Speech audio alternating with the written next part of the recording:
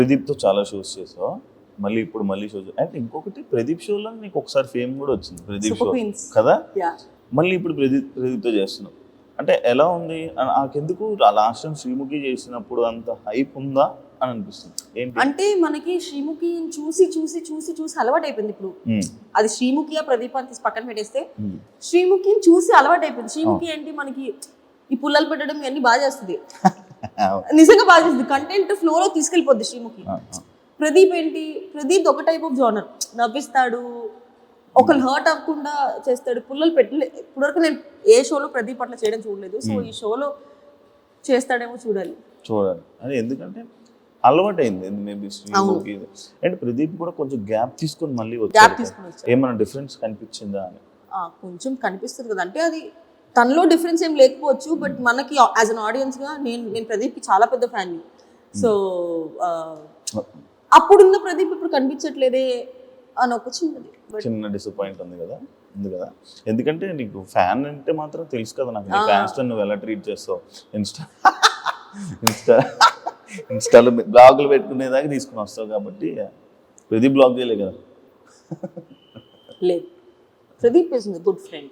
Judges కోసం మాట్లాడితే సదా గారు అండ్ ఆల్రెడీ మీరు మన సూపర్ జోడీలో చేశారు కాబట్టి, మన శ్రీదేవి గారు ఉన్నారు కాబట్టి, అసలు శ్రీదేవి గారిని ఎక్స్పెక్ట్ చేసావాను? అస్సలు లేదు. ఫస్ట్ ప్రోమో షూట్ లో శ్రీదేవి గారిని చూడగానే హాయ్ అనుకున్నా. ఆవిడ కూడా నువ్వు షో చేస్తున్నావా అని అడిగారు. చేస్తున్నా. సంగీత్ వచ్చాడా అని. సంగీత్ చేస్తున్నాడు కొరియోగ్రఫీ అనగా నీకా అన్నారు. కాదు వేరే కంటెస్టెంట్ చేస్తానంటే అయ్యో అన్నారు. జడ్జెస్ బాగుంది. శేఖర్ మాస్టర్ది అండ్ నీకు సదా గారిది ఎలా అనిపిస్తుంది?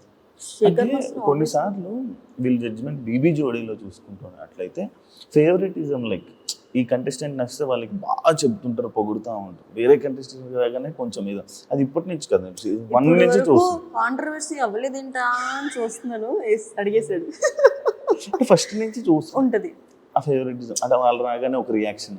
వాళ్ళనే కాదు, అది హ్యూమన్, బేసిక్ హ్యూమన్ థింగ్ అది. ఇప్పుడు నాకు సపోజ్ నువ్వు తెలుసు ఒక గ్రూప్ ఆఫ్ పీపుల్లో నువ్వు వచ్చావు అనుకో, హే శివ అని అందం ఆటోమేటిక్గా హ్యూమన్ నేచర్ అది వచ్చేస్తుంది.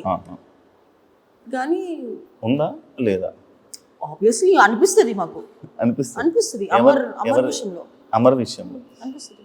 అమర్కి చెయ్యి బాగోపోయినా ఎలా హ్యాండిల్ చేస్తున్నాడు? ఒక హ్యాండ్ జేబులో పెట్టుకుంటున్నాడు, కానీ అది ఎన్ని రోజులు అంటే ప్రతి డాన్స్ ఫామ్ కి అది సెట్ అవ్వదు కదా. అది మేము ఎంత పాయింట్ అవుట్ చేద్దాం అనుకున్నా అది బేసిక్ హ్యూమానిటీ కింద అలా ఎలా అనగలుగుతాంలే, పాపం తను చెయ్యి బాగలేదు కదా. బట్ కాంపిటీషన్ వైజ్ వేరే వాళ్ళు అలా చూడట్లా. వేరే వాళ్ళు అలా చూడనప్పుడు నేను ఎందుకు అలా చూస్తున్నానన్న క్వశ్చన్ మాకు వస్తుంది, కానీ నేను చెప్పలేకపోతున్నాను అది. అరే పాపం నొప్పి ఉన్నా కూడా చేస్తున్నాడు అని. బట్ ఫ్యూచర్ లో అది మా కాంపిటీషన్ కానీ ఇబ్బంది అవుతుంది అనుకుంటే నేను ఆ పాయింట్ పెట్టక తప్పదు. ఇప్పుడు ఆ పాకెట్ లో చెయ్యి పెట్టేది అది నీడ్తో పెడుతున్నాడా? లేదు, హ్యాండ్ కదపకూడదని చెప్పి బయట పెట్టొచ్చు, కానీ పాకెట్ లో ఊరికే స్టైల్ కోసం పెడుతున్నాడు కదా. అన్ని స్టైల్స్ కి అది సెట్ అవ్వదు. అంటే క్లాప్స్ కొట్టినప్పుడు బాగానే ఉంటున్నాడు. అది క్వశ్చన్. క్లాప్స్ కొట్టినప్పుడు బాగానే ఉంటున్నాడు, నార్మల్గా ఉన్నా చేసినప్పుడు కదుపుతున్నాడు. కానీ డాన్స్ లో మన బాడీ మన మాట విందు. డాన్స్కి వెళ్ళిపోమని ఫాట్ అన్నాడు అనుకోండి, మొత్తం ఎగిపోయిందని మనం. అందుకని పెట్టుకుంటున్నాడేమో. బట్ అది అన్ని చూడాలి. నెక్స్ట్ మాది dance of India. Dance of ఇండియాలో you have to use both of your hands. మరి ఏం జరుగుతుందో చూడాలి. కానీ మీరు ఇలాంటి ఇష్యూస్ వల్ల నువ్వు లాస్ట్ లోకి వచ్చావు కదా, లీడ్ ఫేస్ ఆఫ్ దాకా వచ్చావు. అది ఆ ఒక్క ఇష్యూ వల్లే కాదు, నా పార్ట్నర్ ప్రాబ్లం, మా ప్రాబ్లం కూడా ఉంది కాబట్టి మేము ఫేస్ ఆఫ్ వచ్చాము. సో ఈక్వల్ గా energy is important. So Arjun energy drop అవ్వడం వల్ల అండ్ వాళ్ళు చాలా ఎక్స్పెక్ట్ చేస్తున్నారు మన నుంచి డాన్స్ అని. మేము డాన్స్ చేయాలి, మొత్తం కాన్సెప్ట్ బేస్ మీద వెళ్ళాం. ఫస్ట్ 2 ఎపిసోడ్సే కదా, ఎందుకు లేని.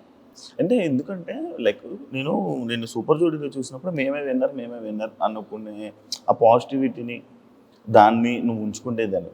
బీబీ జోడీలో నడితే అంత సీన్ లేదు, మానస్ అని నేను వింటున్నా.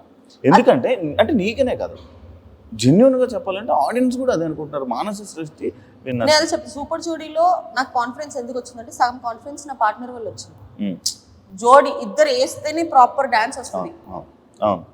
సృష్టి ఆల్రెడీ తెలిసిందే, ఆమె కొరియోగ్రాఫర్. మానస్ ఉన్న వాళ్ళందరిలో ఆర్టిస్ట్ లో ఒక స్వాగ్, బాడీ లాంగ్వేజ్, ఎంత హెవీ డాన్స్ అయినా ప్రాపర్ గా చేయగలుగుతాడు. సో ఇద్దరు కాంబినేషన్ ఉంటే ఆబ్వియస్లీ హిట్ అవుతుంది.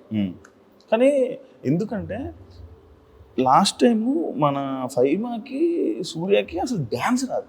5 మాకు వచ్చు, సూర్యకి అసలు రాదు. బాడీ కూడా ఊపలేడు, విన్నర్స్ అయ్యారబ్బా. అదే చెప్తున్నాను, లాస్ట్ టైం బీబీ జోడీలో కొరియోగ్రాఫర్ పార్ట్నర్ గా లేరు.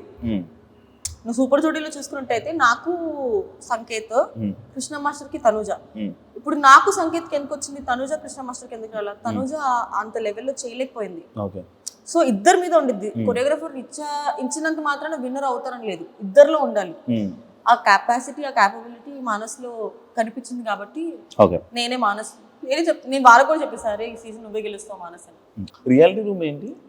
నేనే ఓపెన్ చేసా రియాలిటీ రూమ్. అదృష్టం కూడా నాకే. అవును. అంటే స్టేజ్ మీద నువ్వు ఏమైనా చెప్పలేకపోతున్నావు, లేదంటే జడ్జెస్ కి నువ్వు ఆబ్వియస్లీ జడ్జెస్ మొహం మీద మనం ఏం చెప్పలేకపోవచ్చు కొన్ని అది నువ్వు ఎక్స్ప్రెస్ చేసుకోవాలనుకున్నప్పుడు రియాలిటీ రూమ్ లోకి వెళ్ళి మొత్తం చెప్పచ్చు. అది వెళ్ళి టెలికాస్ట్ చేస్తారు. అప్పుడు జడ్జెస్ చూసి నెక్స్ట్ ఎపిసోడ్ లో మాకు చేస్తారు. చెప్పావా? ఫస్ట్ నేను ఓపెన్ చేసా.